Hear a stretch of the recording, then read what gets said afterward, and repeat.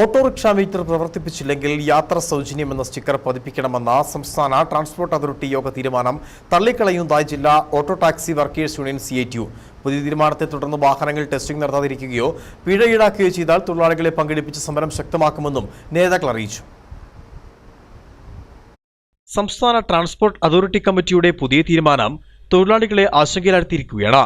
സവാരികൾക്ക് return കൂലി ലഭിക്കാത്ത സ്ഥിതിയുണ്ടാകും. കൂടാതെ യാത്രക്കാരുമായി വാക്കുതർക്കത്തിനും കാരണമാകും. കേന്ദ്ര സർക്കാരിന്റെ തൊഴിലാളി വിരുദ്ധ നയങ്ങളെ തുടർന്ന് ഓട്ടോ ടാക്സി മേഖല വൻ പ്രതിസന്ധിയിലാണ്.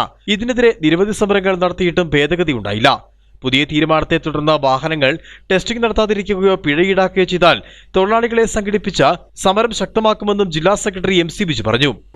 2019 കൊണ്ടുവന്ന റോഡ് ടാക്സ് നിയമവുമായി ബന്ധപ്പെടുത്തിക്കൊണ്ട് അതിനകത്ത് തൊഴിലാളി വിരുദ്ധമായിട്ടുള്ള നിരവധിയായ കാര്യങ്ങളാണ് കടന്നു വന്നിട്ടുള്ളത്.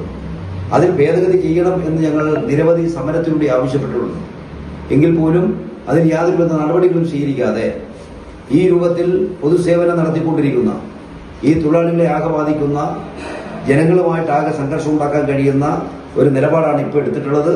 അത് ഒരു കാരണവശാൽ ഞങ്ങൾ ഓട്ടോ ടാക്സി ഇടുക്കി ജില്ലാ യൂണിയൻ എന്ന നിലയ്ക്ക് ഞങ്ങൾ അംഗീകരിക്കുന്ന പ്രശ്നമില്ല. ഏതെങ്കിലും രൂപത്തിൽ അത്തരത്തിലുള്ള നടപടി തൊഴിലാളിയുടെ ഭാഗമായിട്ട് തൊഴിലാളികൾക്ക് ഉണ്ടായാൽ അതിനെ ശക്തമായി എതിർക്കാനാണ് തീരുമാനിച്ചിട്ടുള്ളത്.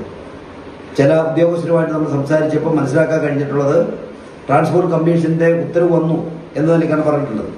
ആ ഉത്തരവ് പ്രകാരം വണ്ടി ടെസ്റ്റ് ചെയ്യാതിരിക്കുകയോ മറ്റേതെങ്കിലും രൂപത്തിൽ ദ്രോഹകരമായിട്ട് വലിയ രൂപത്തിൽ വല്ലോ ഫൈൻ അടിക്കുകയൊക്കെ ചെയ്താൽ ആ ഓഫീസ് ആരാണോ ഏത് ഓഫീസാണോ ആ ഓഫീസിന് മുമ്പിലേക്ക് നൂറുകണക്കിന് വരുന്ന തൊഴിലാളികളെ പങ്കെടുപ്പിച്ചുകൊണ്ട് ശക്തമായ സമരത്തിലേക്ക് പോകും.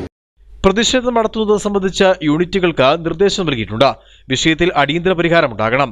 യൂണിയനുകളുമായി ചർച്ച നടത്താൻ തയ്യാറാവണമെന്നും കേന്ദ്ര സർക്കാരിന്റെ തൊഴിലാളി വിരുദ്ധ നയങ്ങൾക്കെതിരെ മാർച്ച് 13, 14, 15 തീയതികളിൽ ജില്ലയിൽ പ്രചരണ ജാഥകൾ നടത്തുമെന്നും നേതാക്കൾ പറഞ്ഞു. Idukki vision news, Kattappana.